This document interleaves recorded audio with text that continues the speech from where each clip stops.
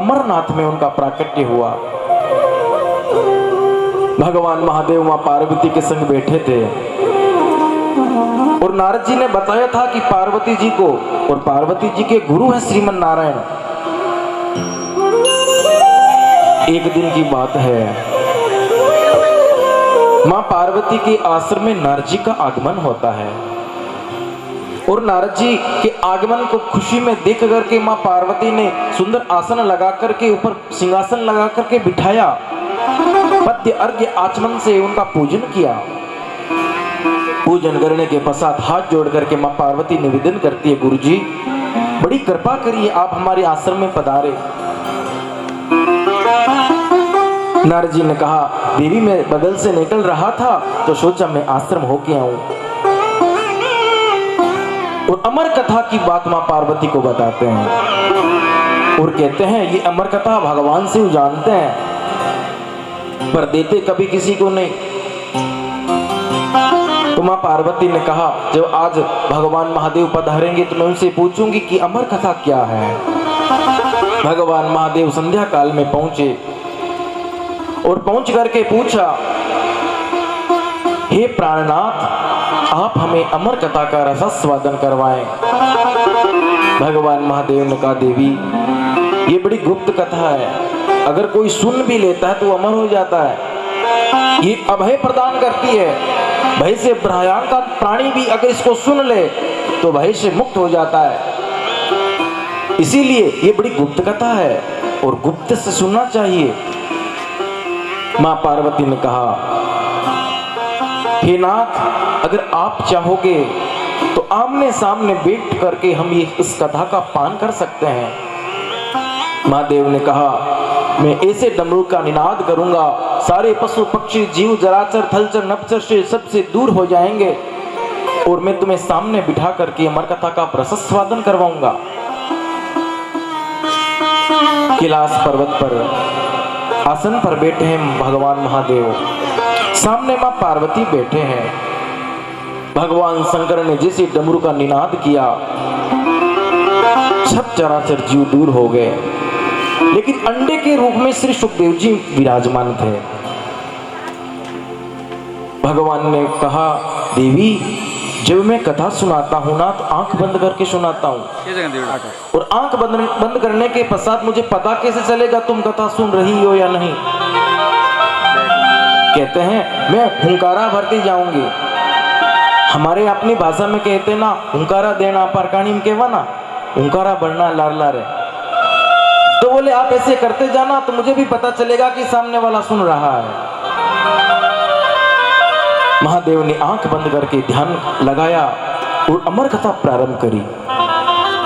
पहले दिन की कथा में मां पार्वती बड़ी आनंद से बैठी रही, कथा सुनती रही और कथा सुनते सुनते इतनी मग्न हो गई और व्यासपीठ के बगल में सुख पक्षी का जो अंडा था वे जीव के रूप में प्रादुर्भूत हुआ।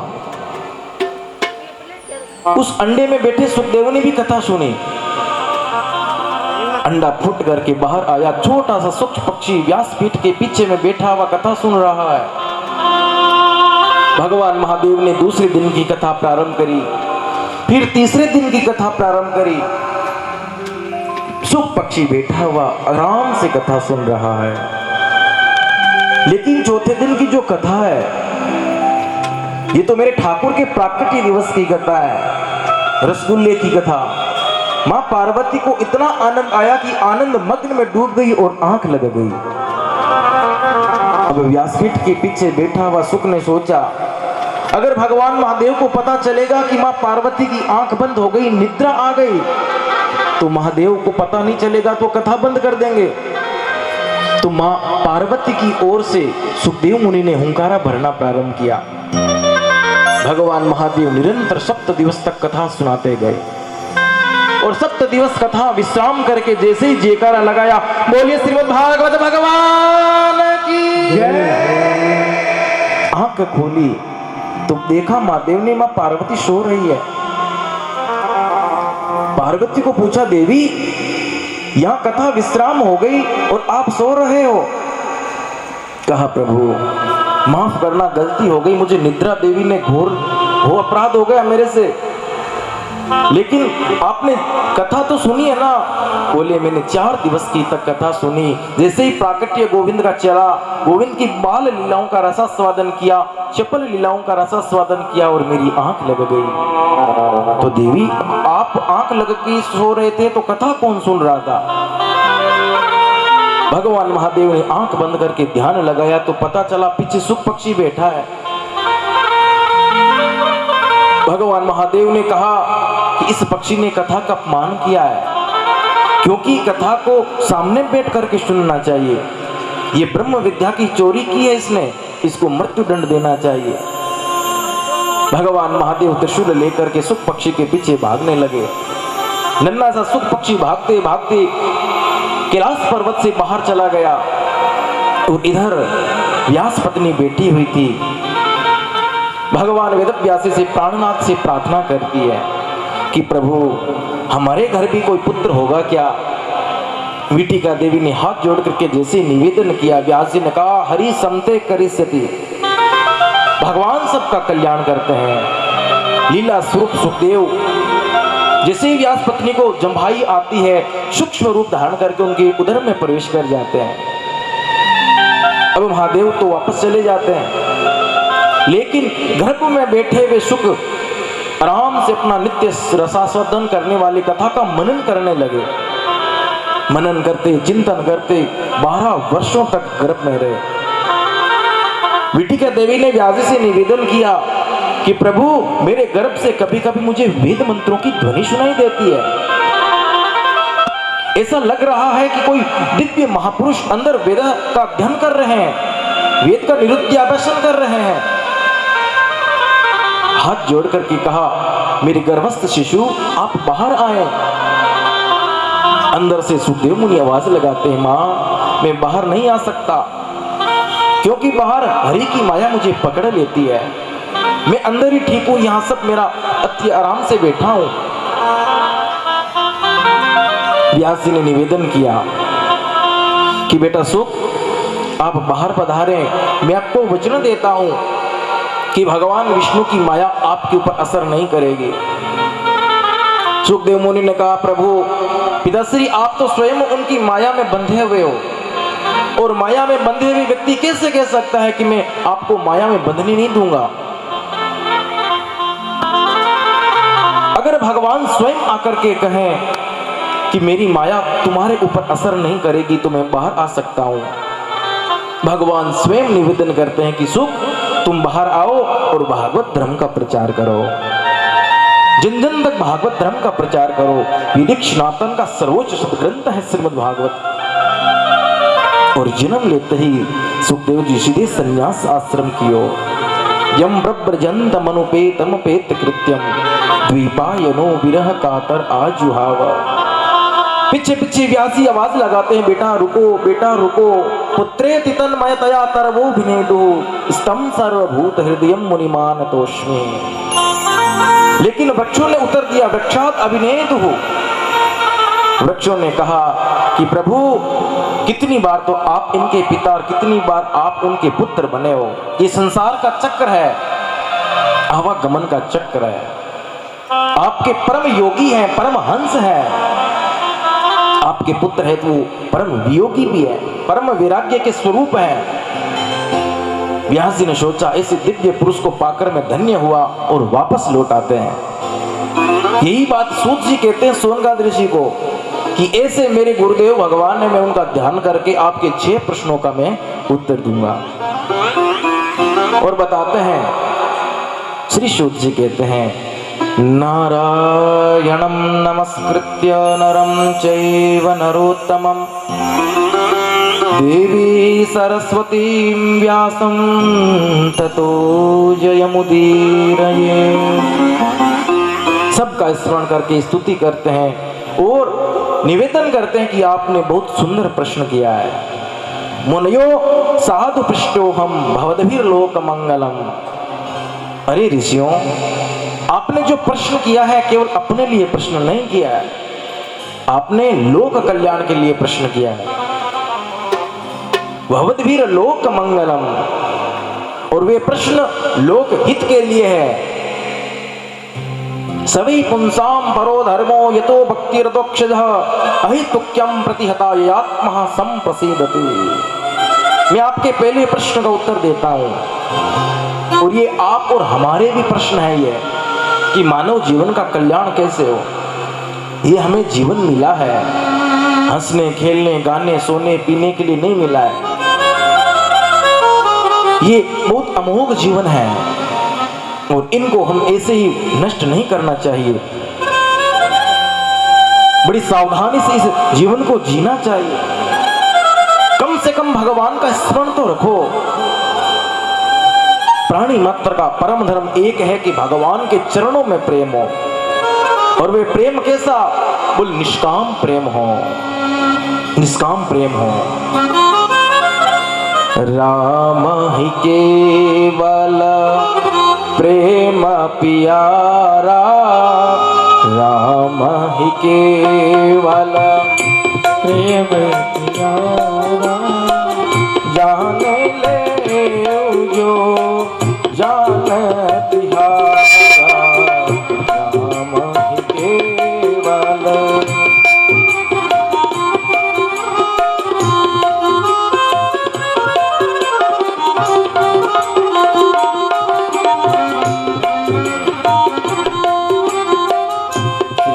राम जय राम जय जय राम, श्री राम जय राम जय जय राम, श्री राम जय राम जय जय राम,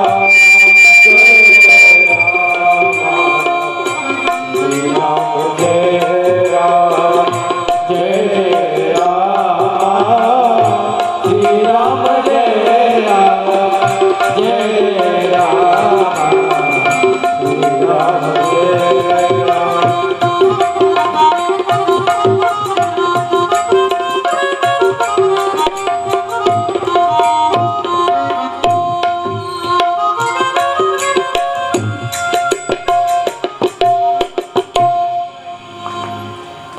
बोली श्रीमद् भागवत महापुराण की जय। श्री सूत जी कहते हैं कि प्राणी मात्र का कल्याण केवल हरि से प्रेम हो, और वो प्रेम कैसा, बोले निस्वार्थ प्रेम हो। उस प्रेम में कोई कामना ना हो। बाकी हम देखते हैं, हम भगवान के सामने जाते हैं तो भगवान से प्रार्थना करते हैं, निवेदन करते हैं, और प्रभु कहते हैं तेरा तुझको अर्पण क्या लागे मेरा। प्रभु ये जो सब कुछ दिया है आपने, ये तो सब आपकी कृपा से हो रहा है और ये आपको ही समर्पित है। फिर बाद में बदल में मांग लेते हैं, प्रभु हमारे घर में सुख शांति भी रहे, हमारा व्यापार भी बढ़े, हमारे घर पुत्र पौत्र की व्यवस्था बने, आपका ऐसा आशीर्वाद हो। लेकिन भगवान के मंदिर में जाओ तो भगवान से सांसारिक वस्तु कुछ नहीं मांगनी चाहिए। मैं आपसे निवेदन करूं, भगवान के सामने जाओ तो भगवान को ही मांग लो, क्योंकि भगवान को मांगने से भगवान सब कुछ वैसे ही दे देते हैं। अगर बारिश होती है तो बारिश तो ऐसे नहीं होती है कि एक के घर पे हो गई, एक के घर पे नहीं हुई, एक खेत में सूखा है तो एक गीला है। बारिश होती है तो समग्र अस्तित्व के ऊपर होती है। बस हमारा पात्र कैसा है और हमारे अपने पात्र के ऊपर हमारी व्यवस्था है। हमारा हृदय रूपी पात्र अगर बड़ा होगा तो भगवान की कृपा अपार होगी। अगर हृदय में भी पात्रता में कमी रहेगी तो भगवान नहीं आएंगे। कहते हैं कि निस्वार्थ प्रेम परमात्मा से अगर करोगे तो भगवान सब कुछ समर्पित करते हैं। और वो प्रेम कैसा हो, बोले निष्काम होना चाहिए, कामना रहित होना चाहिए। ये आपके पहले प्रश्न का उत्तर है। शुद्ध जी कहते हैं, मैं दूसरे प्रश्न का उत्तर बताता हूं। आपने पूछा ना महात्मन की मंदिर में जाए तो किसको पूजे किसको छोड़े, श्रेष्ठ देवता कौन है। तो मंदिर में जाओ तो सबसे पहले सबको प्रणाम करो। यथा तरोर मूल निषेचनेना तस्कंद पुजोपि साकः समग्रः। अगर मंदिर में जाओ तो सबको प्रणाम करो और प्रणाम करके एक ही बात निवेदन करो कि हमारे श्री गोविंद के चरणों में प्रेम की वृद्धि हो। ठाकुर जी के चरणों में हमारी प्रीति हो, ऐसा निष्काम भाव समक्ष साथ में रखना चाहिए। लेकिन कहते हैं लोग जिन जन में प्रकट हो जाते हैं उनमें फंस जाते हैं, एक समझ नहीं पाते। श्रीमद् भगवत महागीता में बताते हैं एक ही साधे सब सदे सब सदे सब जाय, अनन्याश्चन्त यन्तो माम ये जनाः पर्युपासते तेषां नित्यं युक्तानां योगक्षेमं वहाम्यहम्। अगर अनन्या सदा से एक का भजन करोगे तो वे आपको प्राप्त हो जाएंगे, और सब में फंसे रहोगे तो यहीं रह जाओगे। फिर संसार का आवागमन चक्र ऐसे ही चलता रहेगा। पुनरपि जननम पुनरपि मरणम पुनरपि जननी जठरे शयनम। कहने का भाव है कि एक को पकड़ो, जैसे एक बड़ा वृक्ष, विशाल वृक्ष है, उस वृक्ष में हजारों टहनियां हैं, हजारों पत्ते हैं, फल फूल लगते हैं, पर हमने पानी कहाँ दिया था? बोले जड़ में दिया था पानी। जड़ में पानी देने के पश्चात विशाल वे वृक्ष बना, उसमें टहनियां, पत्ते, फल फूल सब लगे। ठीक उसी प्रकार एक देव की चिंता, एक देव का चिंतन, एक देव का ध्यान, एक देव में मनन सब काम को साधते हैं। और फिर कहते हैं भगवान का नाम अजन्मा है तो जन्म कैसे लिया? तीसरी प्रश्न बताते हैं। कहते हैं भगवान का जन्म नहीं होता, भगवान का अवतार होता है। इसलिए राम जन्मोत्सव में कहते हैं भय प्रगट कृपाला दीन दयाला कौशल्या हितकारी। इसलिए भगवान का अवतार होता है, जन्म नहीं होता। जब जब होई धर्म की हानि, जब जब होई धर्म की हानि, बढ़हि असुर महा अभिज्ञानी, बढ़हि असुर महा अभिज्ञानी।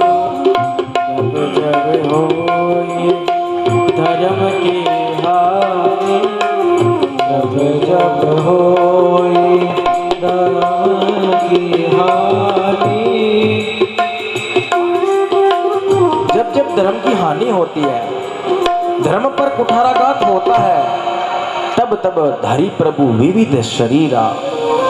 जब जब पृथ्वी पर संकट आया है, तब तब प्रभु ने नाना प्रकार के अवतार लेकर के इस धर्म की ध्वजा का स्तंभन करके स्थापित किया और धर्म की रक्षा करी है।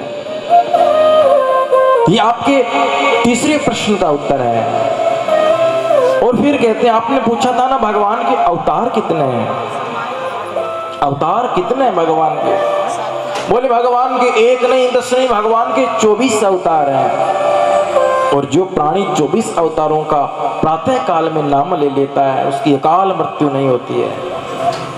और वे 24 अवतार कौन कौन से हैं आप नोट करिएगा। पहला अवतार भगवान का सनक सनंदन सनातन सनत कुमार जी का है, जिन्होंने भगवान की वृत्ति अपना करके, भगवान को एकमात्र सत्य करके केवल हरि स्मरण का जाप किया, और उनका जीवन कथा मात्रिक जीविनः 5 वर्ष के बने रहे, कभी आयु आगे बढ़ी नहीं। ये भगवान का पहला अवतार है। दूसरा अवतार भगवान का वराह अवतार है। वराह भगवान ने पृथ्वी की रक्षा करी है। तीसरा भगवान का अवतार है नारद जी का, जो भगवान के मन है। और चौथा अवतार है नर और नारायण का, ये भगवान को चौथा अवतार है। पांचवा अवतार है कपिल देव जी का, और छठा अवतार है दत्तात्रेय भगवान का। सातवां अवतार है श्री यज्ञ पुरुष भगवान का, जो हम यज्ञ करते हैं ना, ये भगवान का स्वयं अवतार है। आगे कथा आएगी यज्ञ नारायण भगवान की। और यज्ञ की पत्नी दक्षिणा, और बिना दक्षिणा के कोई यज्ञ पूर्ण नहीं होते। ये भगवान का 7वां अवतार है। 8वां ऋषभ देव जी का अवतार है। 9वां पृथु भगवान का अवतार है। 10वां मत्स्य अवतार है। जब समुद्र विश्राम स्थिति में था तब भगवान मत्स्य अवतार ने लेकर के समस्त सद द्रव्यों को अपने ओर संजोगित किया। ये भगवान का 10वां अवतार है। 11वां कच्छप अवतार है। 12वां धन्वंतरी अवतार है। 13वां मोहिनी अवतार है। 14 परशुराम जी का अवतार है। नृसिंह भगवान का, वामन भगवान का, और श्री रामा अवतार और श्री कृष्णा अवतार और हरि अवतार बलराम जी का अवतार, हंस और कल्की अवतार। जो आगे होने वाला है वो है कल्की अवतार। इसमें दो परिपूर्णतम अवतार हैं, वो दो अवतार हैं केवल। कौन से? राम और कृष्ण का। ये दोनों परिपूर्णतम अवतार है। राम कृष्ण दो एक है, अंतर नहीं निमेष। इनके पद वंदन करूं, नासत विघ्न अनेक। राम और कृष्ण दो अवतार जो परिपूर्णतम अवतार है। इनके नयन गंभीर है तो उनके चपल विशेष। सज्जनों, राम के नयनों में गंभीरता है तो कृष्ण के नयनों में चपलता है। राम ने जो जीवन में बताया है, जो जीवन जी के दिखाया है, इसे जीना चाहिए। एक पत्नीव्रत के रूप में धारण, पिता की पूर्णतम आज्ञा का पालन, पूर्णतः मर्यादा पुरुषोत्तम का अवतार है, वो है केवल राम अवतार। और कृष्ण अवतार है तो भगवान कहते हैं मैंने जो जो कहा है वो करो, और राम जी ने जो किया है वो करो। कृष्ण का भी परिपूर्णतम अवतार है। और भागवत लिखने का व्यासी का प्रयोजन भी यही था। तस्मात् कृपायेना मना कृष्णा निवेशये। कैसे भी हमारा मन गोविंद के चरणों से जुड़े, ये हमारा उद्देश्य होना चाहिए। तब ऋषियों ने प्रश्न किया, महाराज जी ये व्यास जी कौन है? आप कब से ही व्यास जी का गुणगान कर रहे हो, व्यास जी ने ये किया, व्यास जी ने उन ग्रंथ की रचना करी है, ये व्यास जी थे कौन? सूत जी कहते हैं हमारे गुरु जी हैं, और व्यास जी का चरित्र सुनाया। सत्यवती के गर्भ से व्यास जी ने जन्म लिया है, और जन्म लेकर भी सीधे सम्याप्रास आश्रम की ओर जा रहे हैं। माता ने कहा बेटा तुम भी चले जाओगे तो मेरी सेवा कौन करेंगे? व्यास जी ने कहा माँ जब भी आप मुझे पुकारोगे मैं उसी समय आपके सामने हाजिर हो जाऊंगा, मैं उपस्थित रहूंगा, पर अभी मुझे भगवान का भजन करने दो। व्यास जी महाराज सम्याप्रास आश्रम के सुंदर तट स्थान पर एक सुंदर सा आश्रम बनाया है। सरस्वती नदी के किनारे बैठ करके, आश्रम में बैठ करके स्थान में आसन लगाया है। और जैसे ही आज आश्रम में समाधि लगाई तो ये पूरी जो दुनिया है व्यास जी के मन में घूमने लगी, ध्यान में घूमने लगी। कोई हंस रहा है, कोई खेल रहा है, कोई सो रहा है, कोई गा रहा है, कोई रो रहा है। अपना जीवन व्यर्थ होते हुए देखा। व्यास जी ने सोचा कि इन मनुष्यों का क्या होगा, कल्याण कैसे होगा। व्यास जी ने सोचा कि मैं ऐसा क्या उपाय करूं कि इनका कल्याण हो जाए, ऐसी क्या व्यवस्था करूं, कैसी रचना करूं कि इनका कल्याण हो जाए। और महाराज एक जो वेद था उन वेद की 4 प्रकार के विभाजित किया। एक वेद के 4 वेद बनाए, ऋग्वेद, यजुर्वेद, सामवेद, अथर्ववेद। वेदों में इतनी क्लिष्ट भाषा है कि प्राणी मात्र समझ नहीं पाता,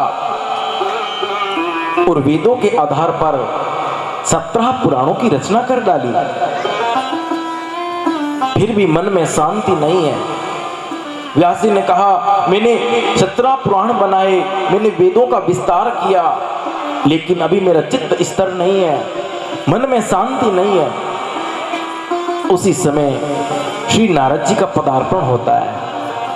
ये भगवान के संकल्प है। नारद जी महाराज, नारद जी महाराज को आश्रम में आया हुआ देखा तो देख करके व्यास जी ने नारद जी का स्वागत किया। पूजिया मास विधिर नारदासुर पूजितम। हे नारद जी महाराज आपने बड़ी कृपा करी है, आप हमारे आश्रम में पधारे हो। नारद जी ऊपर आसन पर बैठ करके व्यास जी की मुखमंडल को देखा और व्यास जी से निवेदन किया, व्यास जी पाराशर्य महाभागा भवतः कच्चिदात्मकम परितुष्यति शारीरम आत्मा मानस्य एव वा। हे व्यास नंदन, व्यासी महाराज, आपका मुखमंडल कुछ उदास है, ऐसी क्या बात हो गई? व्यासी ने कहा, प्रभु अब मैं आपसे क्या छुपाऊं? मैंने वेदों का विस्तार किया, पुराणों की रचना करी, मेरे मन में शांति नहीं है अभी तक। व्यासी ने कहा कि शांति नहीं है। नारद जी ने विचार किया और नारद जी कहते हैं, व्यासी महाराज, जो हंस मोती चुगने वाले होते हैं वो कभी कवों के साथ परिभ्रमण नहीं करते। आपने माना कि अनेकों अनेक ग्रंथों की रचना करी है, पर आपने गोविंद का गुणानुवाद नहीं गाया है, और जब तक भगवान के गुणानुवाद नहीं गाओगे तब तक आपको शांति नहीं मिलेगी। बोले वो कैसे होगा? बोले आपने जो वेदों की रचना करी है तो वेदों का ही परिपक्व फल है जो श्रीमद् भागवत है, और चतुश्लोकी भागवत नारद जी व्यासी को देते हैं। ऋषियों ने कहा, ये नारद जी का पूर्व जन्म क्या है महाराज?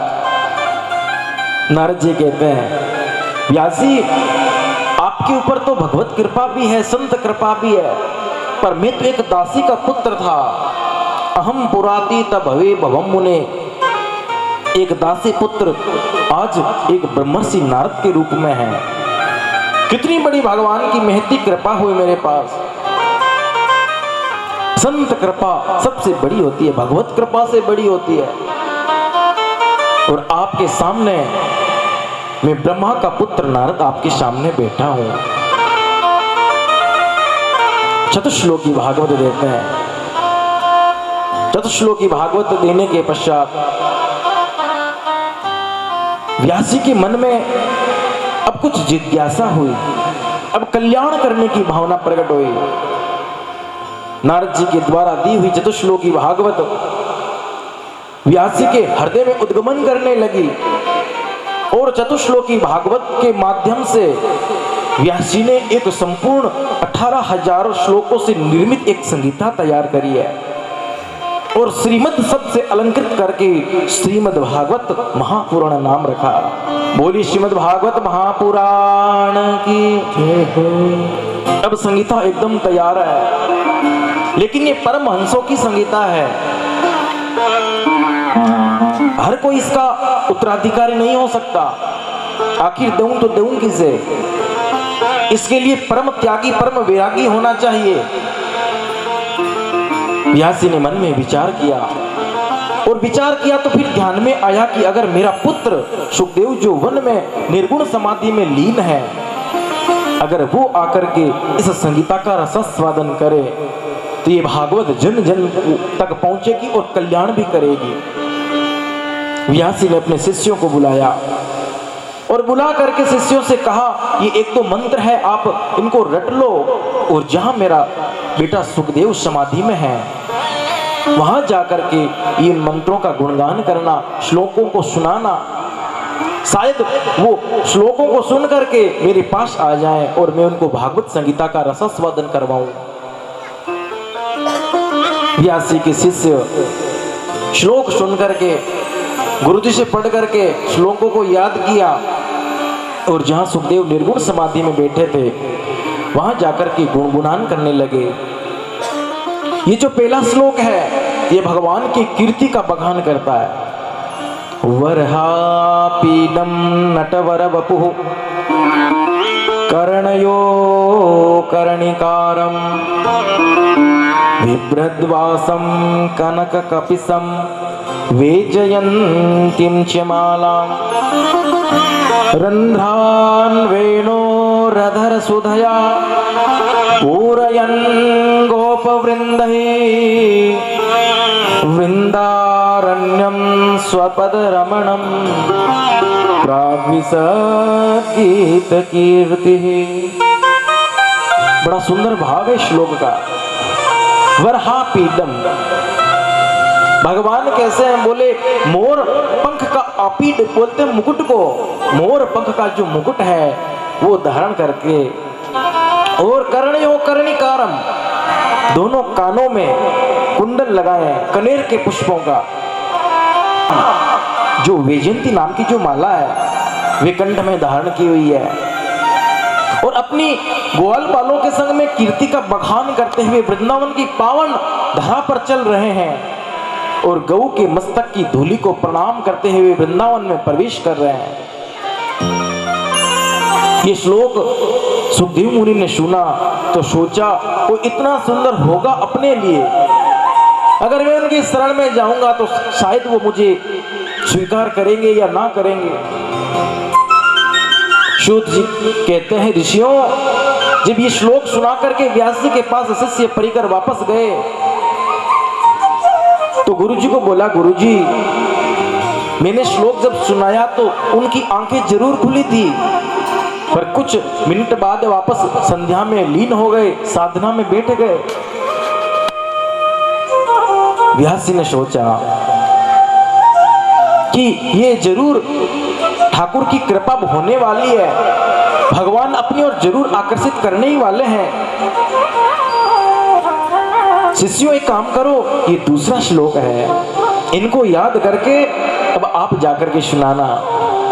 और ये दूसरा श्लोक करुणा का श्लोक है। अहो बकीयम स्तन कालकूटम जिघासया पाययदप्य साध्वी लेभे गतिं धात्रुचितां ततोऽन्यं कं वा दयालुं शरणं व्रजेम। ये जो दूसरा श्लोक गाया है ये भगवान की करुणा का श्लोक है। इस श्लोक में बड़ी करुणा है। अहो बकीयम, ये बकासुर की बहन जो पूतना है अपने स्तनों पर कालकूट विष लगा करके भगवान को मारने के लिए आई, लेकिन भगवान ने भी उनको माता की गति प्रदान करी है।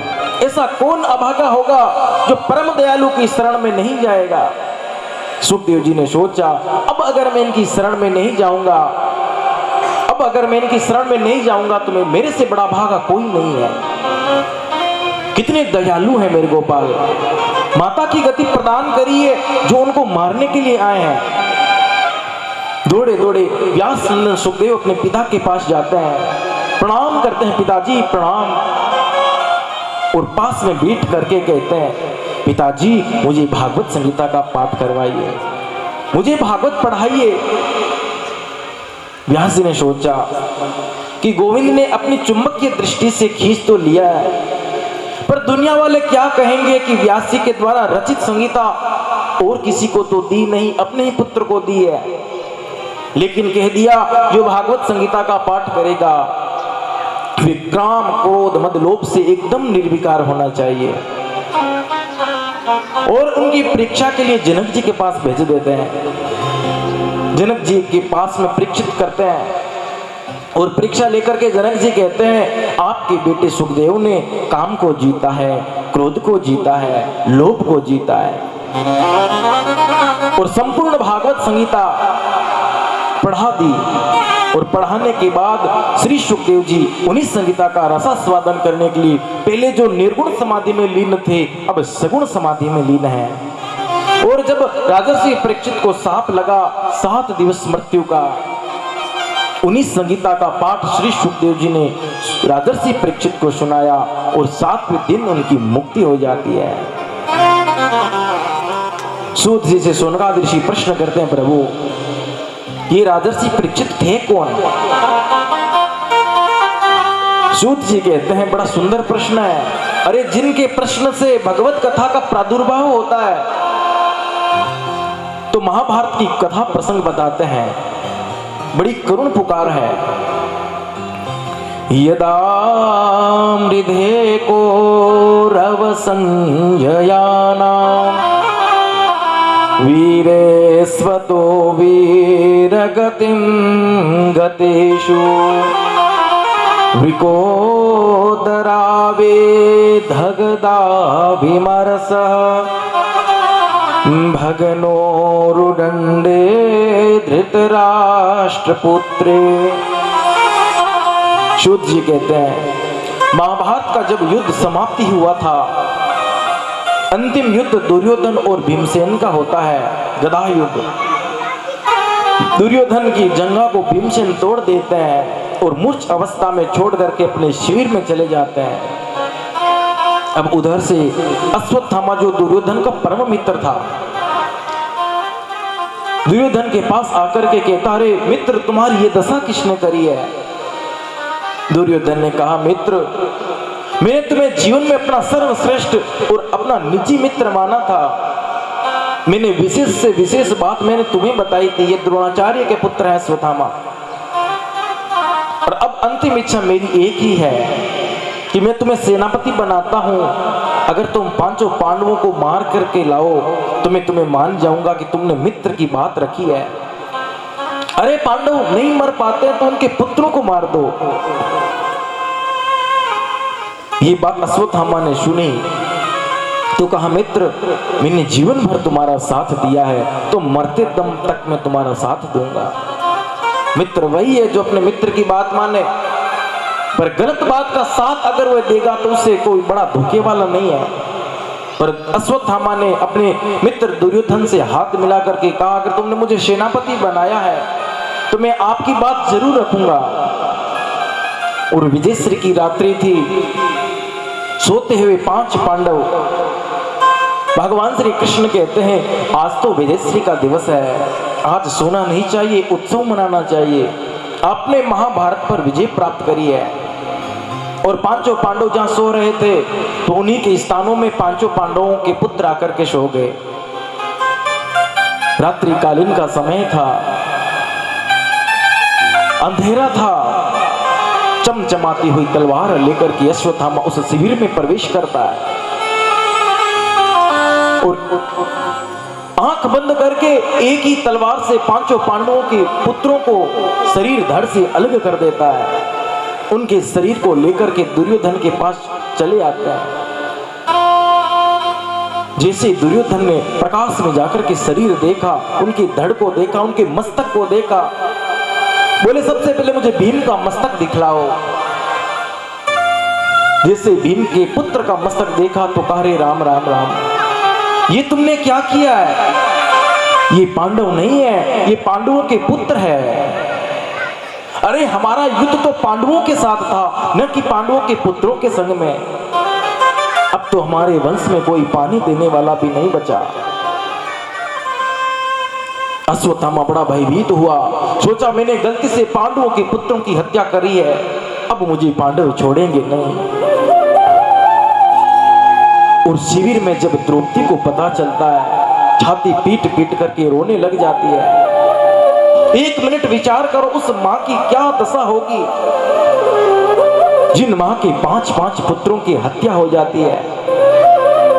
माता शिशुनाम निधनम सुतानाम। अरे दुष्ट अश्वत्थामा, मेरे सोते हुए पुत्रों ने तुम्हारा क्या बिगाड़ा था? तुमने सोते हुए पुत्रों को नृशंस हत्या करी है। द्रौपदी कहती है, मेरे पुत्रों की क्या गलती थी? अश्वत्थामा ने सोचा अब तो हमारी खैर नहीं। जब पांडव शिविर में आए, द्रौपदी की स्थिति को देखा, शिविर में अपने पुत्रों की नृशंस हत्या को देखा, अर्जुन ने गांडीव धनुष उठाया है। जिसने हमारे पुत्रों की ये दशा करी है उनको मैं जीवित नहीं छोड़ूंगा। अश्वत्थामा ने सोचा कि अब तो पांडव हमारा कुछ न कुछ बदला जरूर लेंगे, तो डर के मारे उसने ब्रह्मास्त्र का प्रयोग किया है। और ब्रह्मास्त्र अर्जुन की तरफ आ रहा था। अर्जुन ने भगवान श्री कृष्ण ने कहा, प्रभु इस ब्रह्मास्त्र से हमारी रक्षा करो।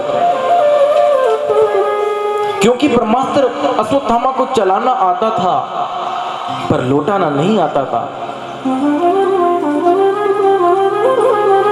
अर्जुन भगवान से प्रार्थना करते हैं। भगवान ने कहा, तुमने गीता में नहीं सुना मैंने क्या कहा था? बोले, विष की दवा विष होती है। अगर कोई कांटा जंगल में चुभ जाए तो जंगल के कांटे से उसको निकाला जाता है। अर्जुन तुम भी वापस ब्रह्मास्त्र का संधान करो, आपस में विध्वंस हो जाएगा और तुम्हारा कुछ भी नहीं होगा। शिविर में आकर के देखा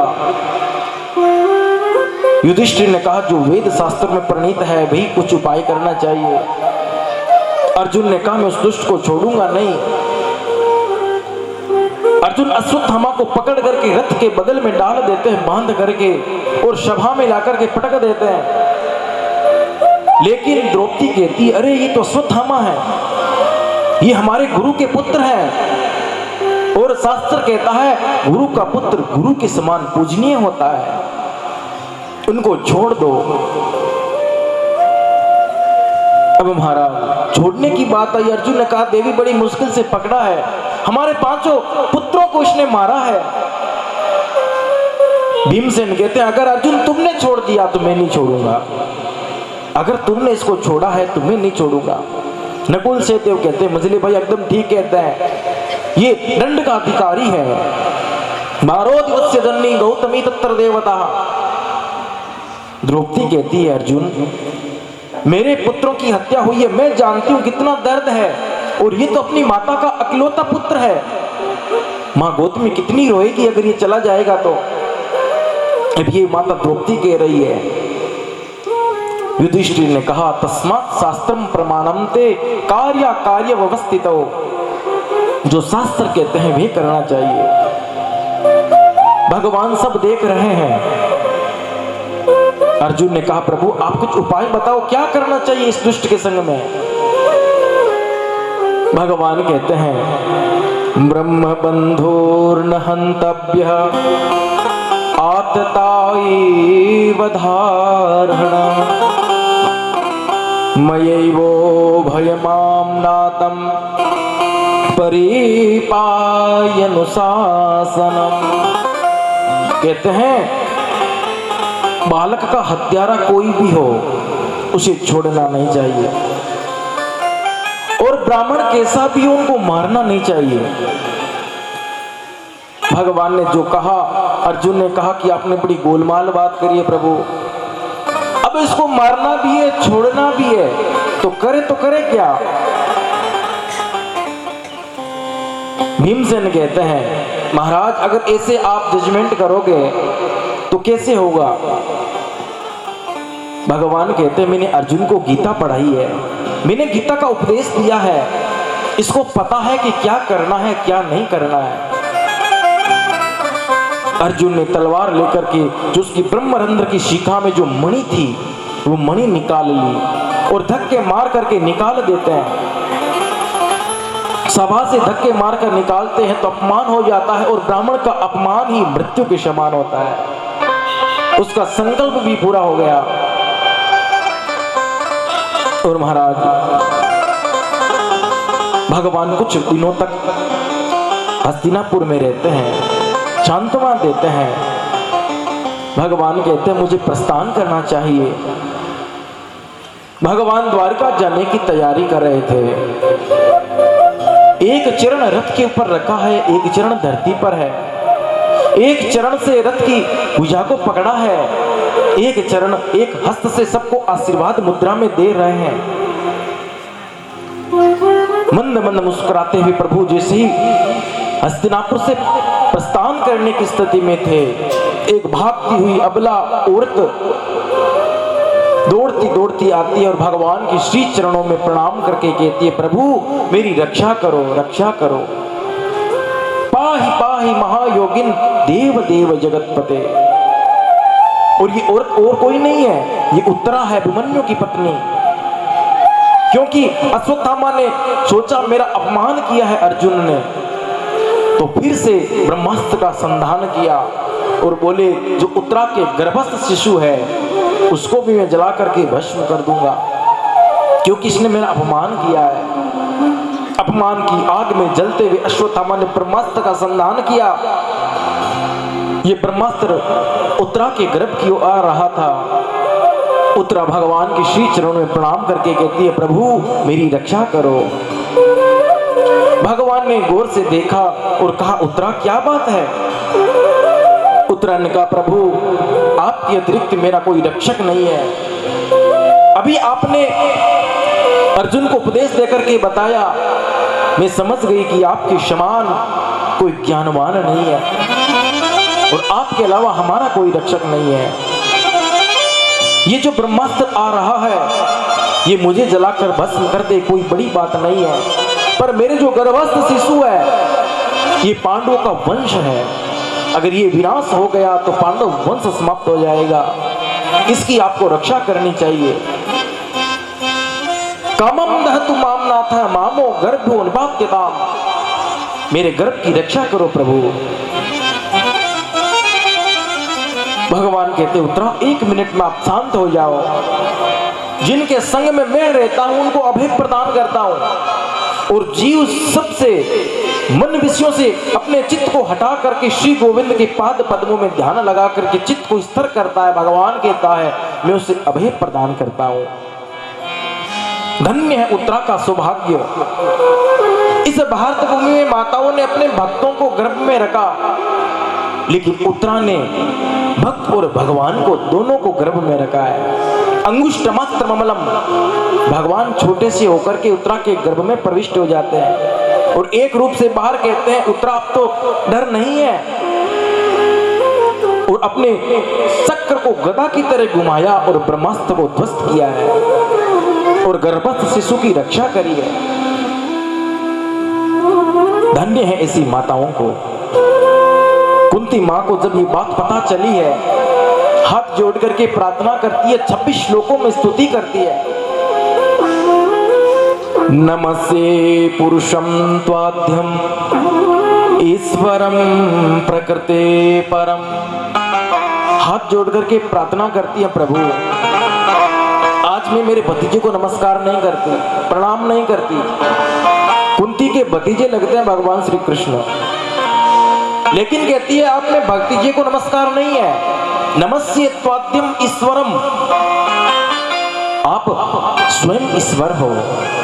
और वे कैसे हैं? बोले त्रिगुणात्मक प्रकृति से परे एक होता है ईश्वर, एक होता है जीव। ईश्वर कौन है? जो प्रकृति से परे है, और जीव कौन है? जो प्रकृति के अधीन है। प्रभु आपकी सत्ता कण कण में विराजमान है, ऐसी कौन सी स्थिति में नहीं है जहां आपकी सत्ता मौजूद नहीं है, लेकिन उनको देख नहीं पाते हैं, क्योंकि माया का जो आवरण है, माया में जीव ढका हुआ है। माया जवनिका चंदम, संसार की माया उसे पकड़ करके रख लेती है और वे प्रभु को साक्षात्कार नहीं होता है। प्रभु बड़े बड़े योगी लोग भी आपको नहीं समझ पाते, जो ध्यान निर्मग्न नित्य नियमित कर्म करता है, एक आसन पर हजारों वर्षों तक बैठ करके भजन करते हैं, वो भी आपको पहचान नहीं पाते, समझ नहीं पाते। और मैं तो एक साधारण सी अबला नारी हूं, कथम पश्येम स्त्रियः, मैं तो एक साधारण सी स्त्री हूं, मैं आपको कैसे समझ पाऊंगी।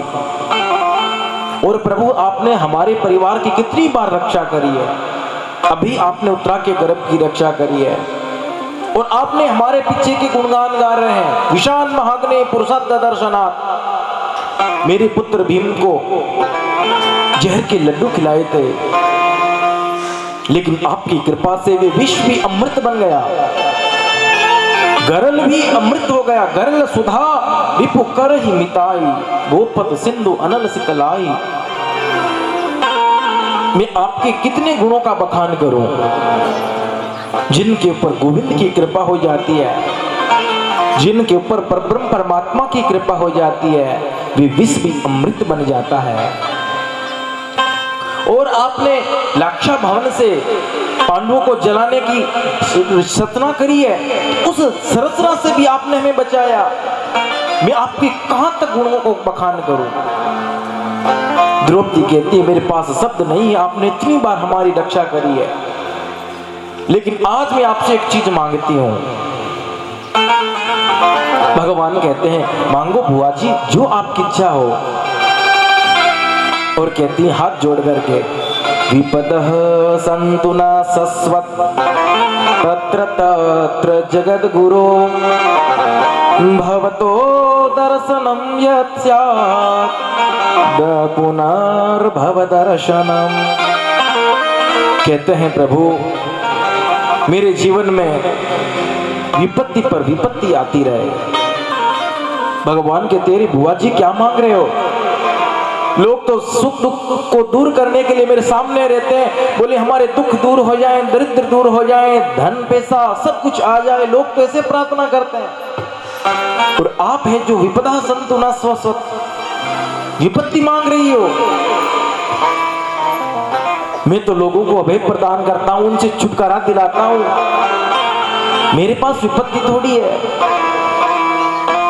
कुंती कहती है प्रभु मैं सब जानती हूं, लोग क्या कि सुख में भूल जाते हैं। सुख में सुमिरन सब करें, दुख में करे ना कोई।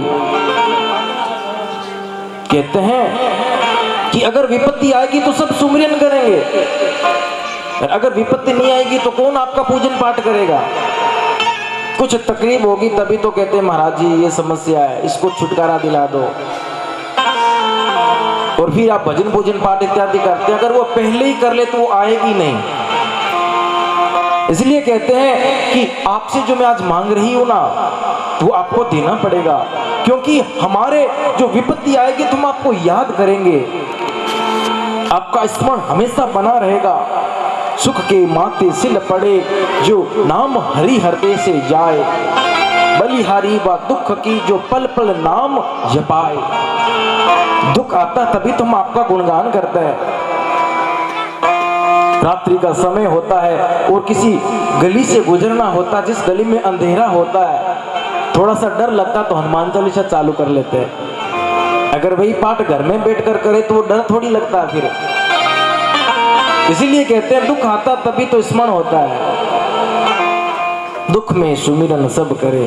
वो पंक्ति अब थी ऐसी है ना, सुख में सुमिरन तो करते ही नहीं है लोग, अगर सुख में सुमिरन करे तो दुख काहे का होए। और कहते हैं कह हनुमंत विपति प्रभु सोही, कह हनुमंत विपति प्रभु सोही, जब तब भजन न सुमिरन सोही। हनुमंत विपति प्रभु सोही, जब तब भजन न सुमिरन सोही। कहते हैं भगवान कहते हैं मैं तो दुख देता ही नहीं हूं किसी को। आगे की कथा में आएगा कि व्यक्ति के कर्म ही सुख दुख के भोक्ता होते हैं। हमारे आज के शुभ कर्म और हमारे आज के अशुभ कर्म हमारे भाग्य बनकर के आएंगे, और सुख और दुख की नाम की कोई वस्तु नहीं होती है।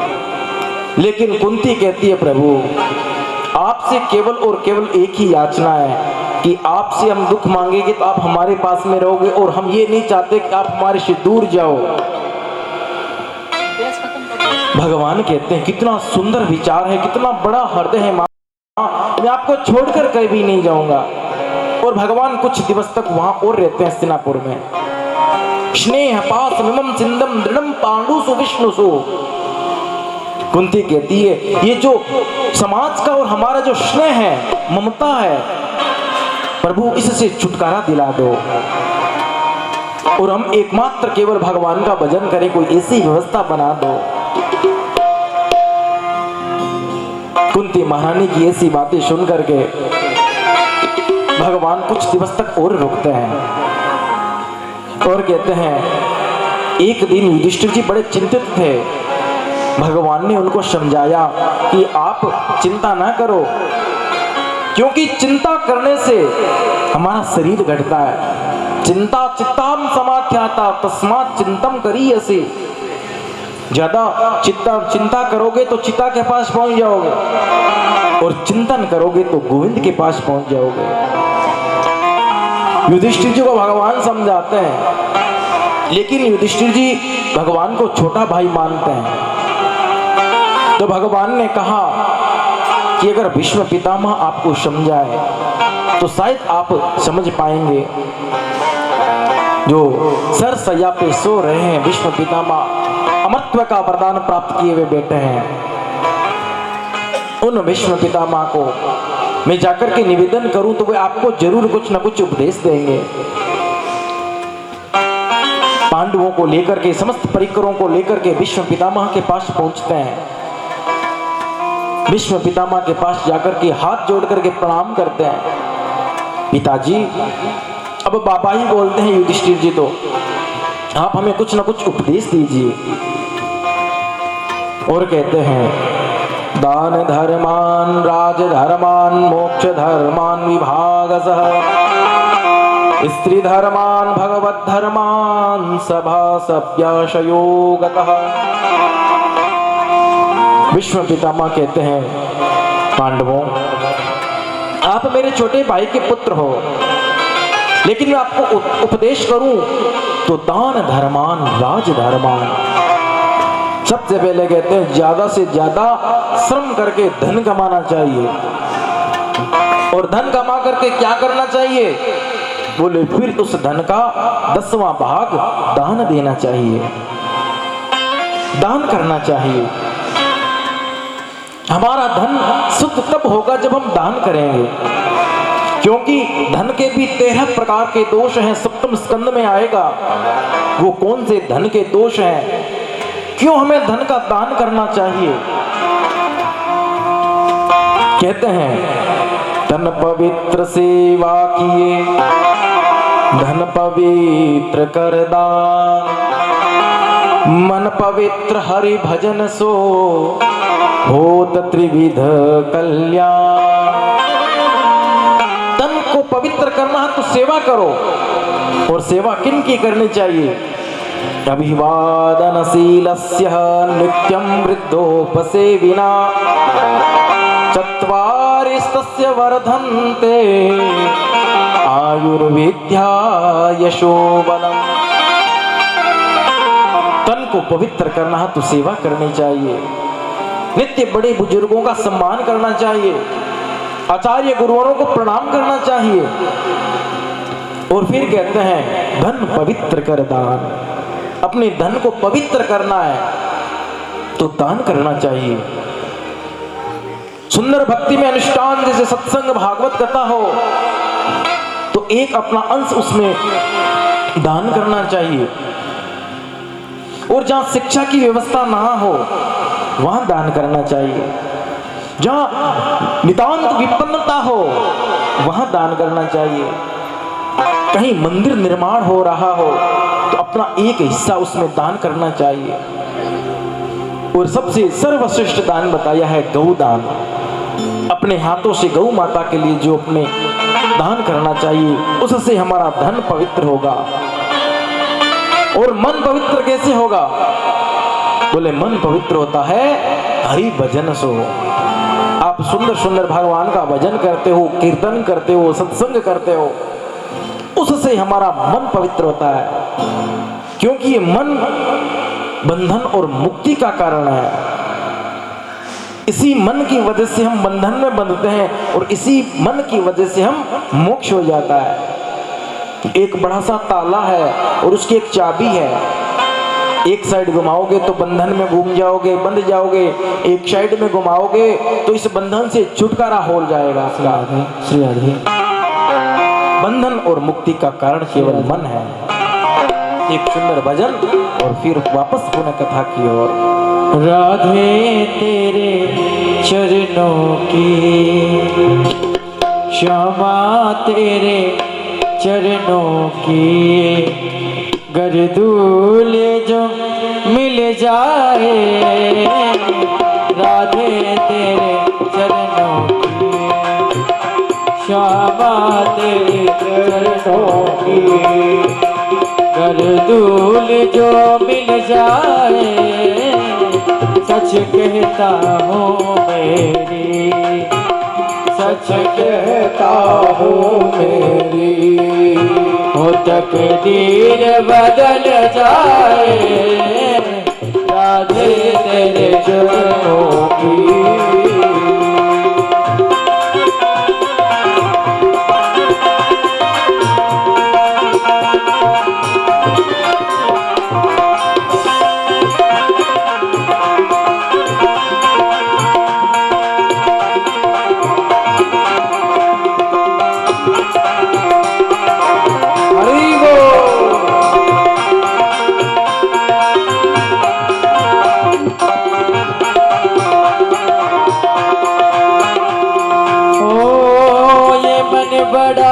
चंचल है, कैसे इसे समझाऊं। ये मन बड़ा चंचल है, कैसे इसे समझाऊं। ओ ये मन बड़ा चंचल है, कैसे इसे समझाऊं। ये मन बड़ा चंचल है, कैसे इसे समझाऊं। जितना इसे समझाऊं, जितना इसे समझाऊं, उतना ही मचल जाए राधे तेरे चरणों की। धूल जो मिल जाए क्षमा तेरे चरणों की।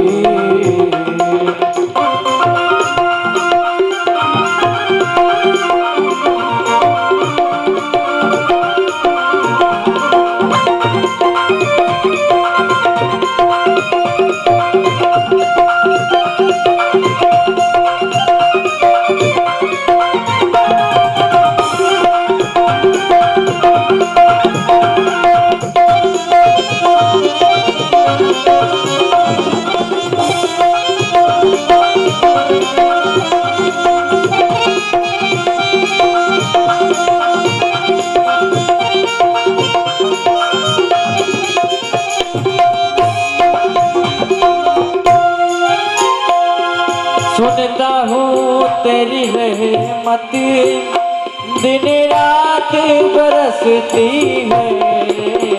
सुनता हूँ तेरी रहमत दिन रात बरसती है।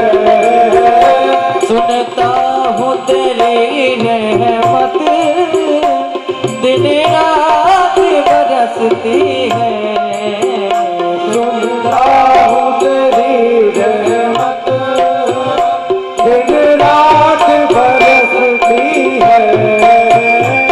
एक बूंद जो मिल जाए, एक बूंद जो मिल जाए, मन की गली खिल जाए राधे तेरे चरणों की।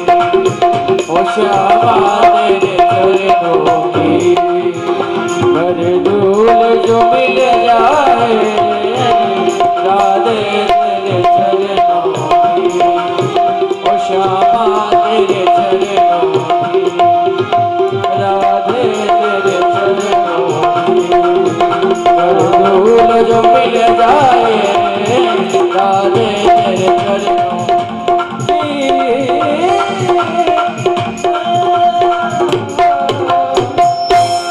बोलो बाके बिहारी लाल की। जय जय श्री राधे। तन पवित्र सेवा किए धन पवित्र करदार, मन पवित्र हरि भजन शो होत त्रिविध कल्याण। विश्व पितामह पांडवों को समझाते हैं। दूसरी बात बताते हैं, राजा को पाप होते हुए नहीं देखना चाहिए। जो राजा है उसको पाप होते हुए नहीं देखना चाहिए। ये बात बता रहे थे तो द्रौपदी हंस पड़ी। विश्व पितामह ने पूछा, देवी पांडवों की कुल वधू हो और अकारण ऐसी हंसी तुम आती नहीं है कभी। द्रौपदी कहती है, पितामह जब भरी सभा में दुशासन ने मेरा चीर हरण कर रहा था और आप उस समय सबसे बड़े बुजुर्ग थे, चाहते तो रोक सकते थे। विश्व पितामह रोते हुए कहते हैं, देवी मैंने कौरवों का दुष्ट अन्न खाया था और उस अन्न की वजह से मेरी मति जो मलिन हो गई थी और आज मैं सरसैया पे उसी अन्न की वजह से लेटा हूं। उनके द्वारा खिलाया हुआ अन्न की रक्त की एक एक बूंदे अब मेरे शरीर से निकल गई है और अब मैं पूर्णतः स्वस्थ हूं। और कहते हैं, अब मैं केवल और केवल परमात्मा का चिंतन करते हुए उनमें लीन हो जाना चाहता हूं। मन से भगवान को प्रणाम किया और 11 श्लोकों में स्तुति करी है। भीष्म पिता को इच्छा मृत्यु का वरदान था। 11 श्लोकों में स्तुति करी है। माघ सुदी एकादशी के दिन ही भीष्म पितामह ने पंचभूत प्राण को छोड़ा है।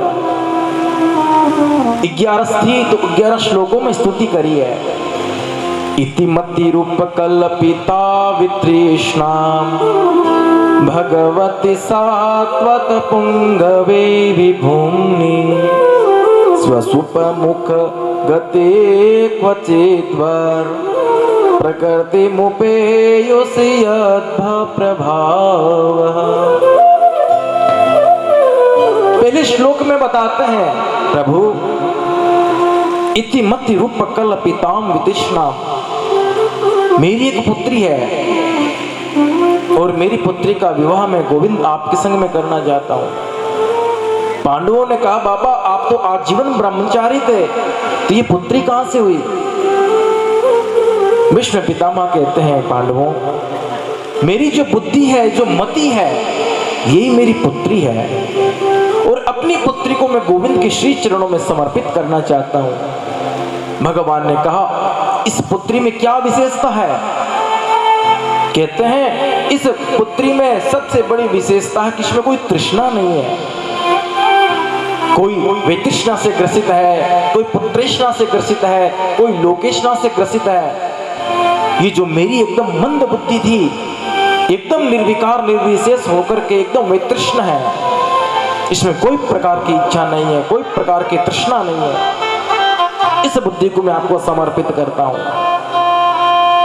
और फिर बताते हैं त्रिभुवन कमनम तमाल वर्णम रविकर गौरवरम वरम दधाने वपुरल ककुलाव्रताननब्जम विषय सकेरतिरस्तु मे नवध्या। कहते हैं त्रिभुवन कमल नयनी जो आपकी श्याम छटा है, उस पे पीतांबर कैसे दमक रहा है, जैसे तमाल वृक्ष पर सूर्य की प्रतिबिंब पड़ने से वे कितना दिव्य दीप्यमान हो जाता है, ठीक उसी प्रकार आपकी जो आभा है, जो शोभा है, जो प्रभा है, वे इसी प्रकार श्याम छटा श्याम विग्रह पर आपकी शोभा हो रही है। और प्रभु मुझे वो युद्ध के क्षण भी याद है जब अर्जुन ने आपको कहा था कि पार्थ मुझे दोनों सेनाओं के बीच में लेकर के चलो, मैं देखना चाहता हूं कि मुझसे युद्ध करने के लिए आए कौन है। और बताते हैं दोनों ओर जब अपनी परिजनों की सेना को देखा तो अर्जुन हताश हो जाते हैं, ये तो मेरे परिवार वालों के संग में कैसे युद्ध करूं। भगवान के सामने अर्जुन ने धनुष रख दिए और हाथ जोड़ करके कहते हैं पार्थ मैं युद्ध नहीं कर सकता, ये तो मेरे ही परिवार वाले हैं, जिन द्रोणाचार्य की अंगुली पकड़ करके मैंने चलना सीखा है, उनके संग में बैठ करके मैंने विद्याध्ययन करी है, अब मैं उनके संग में कैसे युद्ध करूं। और आज के समय में एक इंच की जगह पे युद्ध हो जाता है और मामला हाईकोर्ट तक पहुंच जाता है। अर्जुन को भगवान कहते हैं युद्ध में दया का भाव नहीं होना चाहिए। और कहते हैं प्रभु जब आप अर्जुन का रथ लेकर के गए थे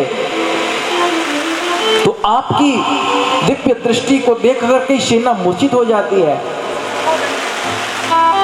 क्योंकि आपके कितने उपकार हैं। काले देह का विषाक्त जल जब गौ माताओं ने पान किया तो मूर्छ अवस्था से गिर गई।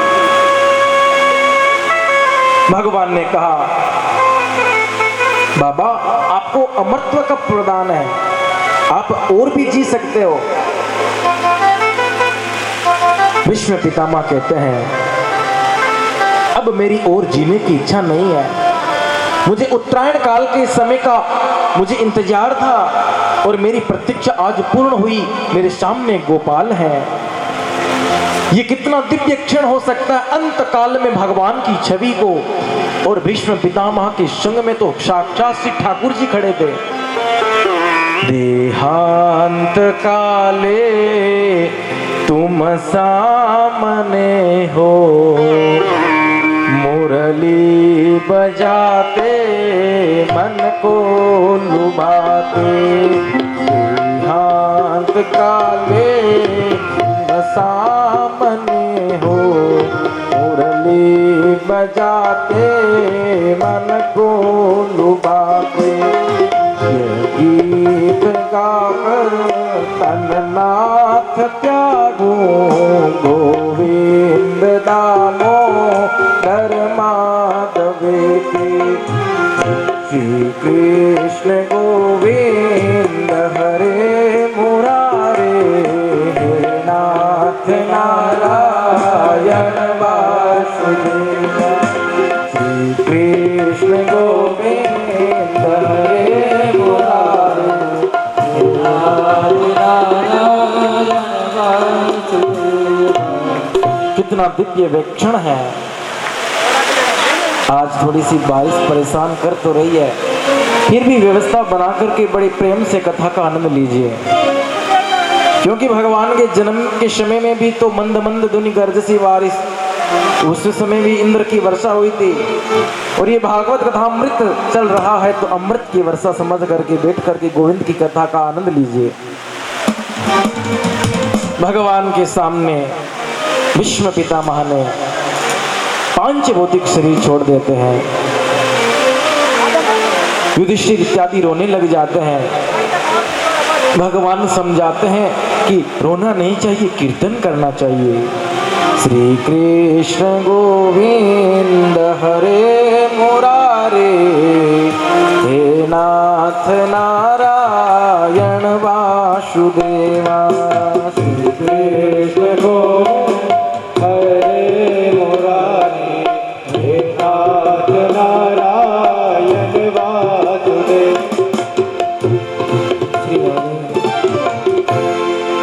तेरी मंद मंद मुस्कानिया पे, तेरी मंद मंद मुस्कानिया पे बलिहार सावरे, बलिहार सावरे।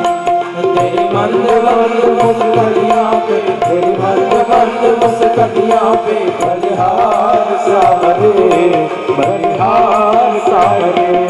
तेरी मंद मंद मुस्कानिया पे, तेरी मंद मंद मुस्कानिया पे, ओ तेरी मंद मंद मुस्कानिया पे, तेरी मंद मंद मुस्कानिया पे बलिहार सावरे, बलिहार समझो, बलिहार समझो।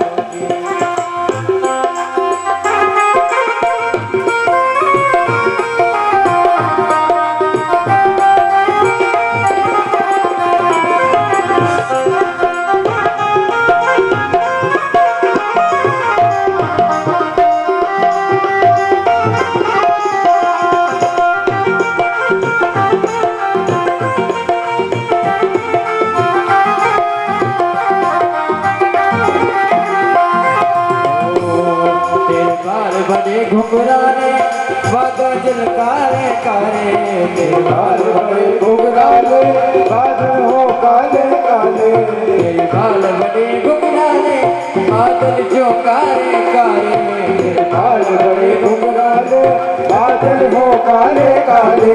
तेरी मोर मुकुट लटकनिया पे, तेरी मोर मुकुट लटकनिया पे, ओ तेरी मोर मुकुट लटकनिया पे, तेरी मोर मुकुट लटकनिया पे बलिहार सावरे, बलिहार सावरे। बलिहार सावरे, बलिहार सावरे। ओ तेरी मंद मंद मुस्कानिया पे, तेरी मंद मंद मुस्कानिया पे, ओ तेरी मंद मंद मुस्कानिया पे, तेरी मंद मंद मुस्कानिया पे बलिहार सावरे, बलिहार सावरे।